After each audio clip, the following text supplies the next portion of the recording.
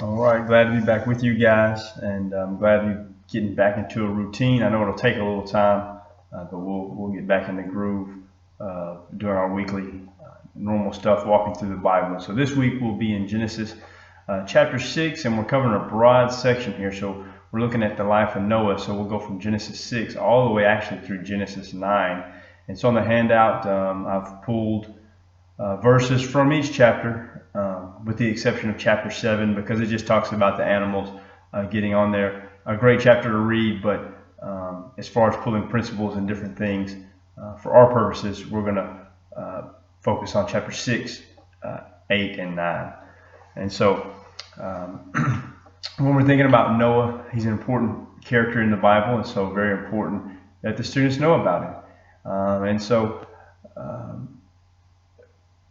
in this chapter, we see some really tough things to deal with. The first thing being that humanity was evil, that the humans had become evil and they were corrupt, and God regretted making humans. And so this is a big deal. And actually, people ask me this all the time. You know, God says He regretted making humans, and it's a big deal to a lot of people.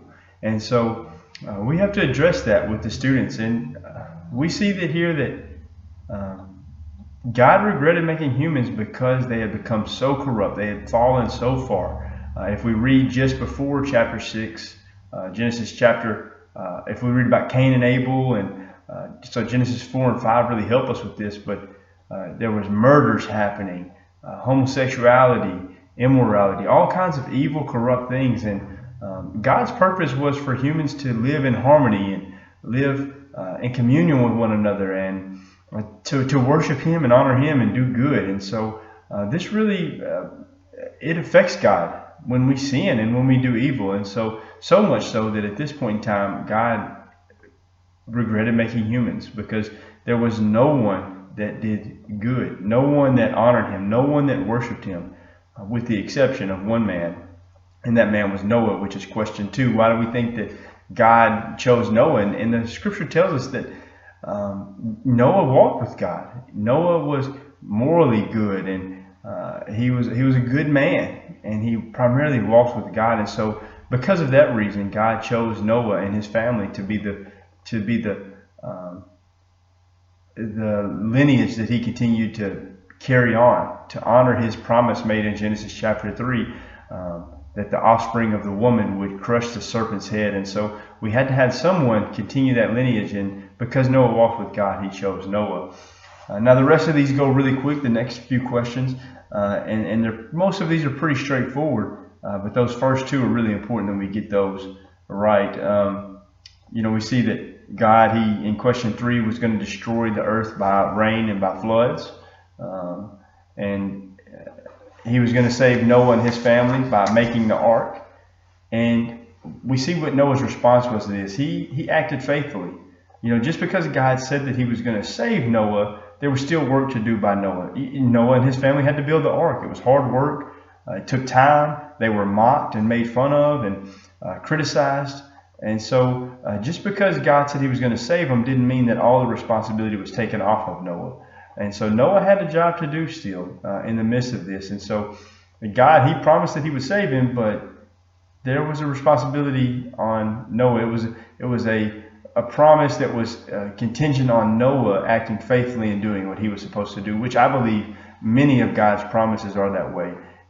God makes a promise, but it hinges on our response as humans. And so, and do we hold up our end of the bargain? And so that's an important note as well. And then we go on to see in Genesis chapter 8 that God makes a promise here that He's never going to destroy the people like this again, and He's not going to do that. And then He hits on this evil concept again. It says that the human mind is evil from their youth, and so we have to address that.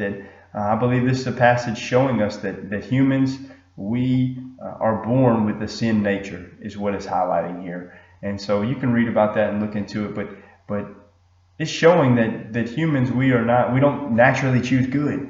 We actually typically choose evil. And so, but that's because of our sin nature, because of what Adam and Eve did in the garden.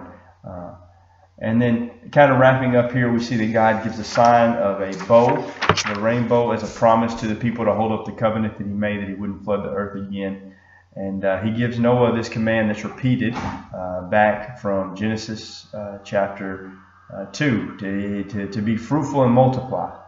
And so that's what God's always wanted us to do. He's wanted us to honor him and choose him, be fruitful and multiply ourselves. That doesn't necessarily mean, I think that there is a big implication that, yes, he's talking about have children. But I also think it means multiply ourselves into other people, share the gospel with people. And so I think it's a twofold deal with this multiply idea. And then the application, we'll see, that's going to go different ways, but primarily when God tells us to do something, we need to respond. There's a response from us. There's an action step from us. So I hope this helps. Looking forward to seeing y'all next week.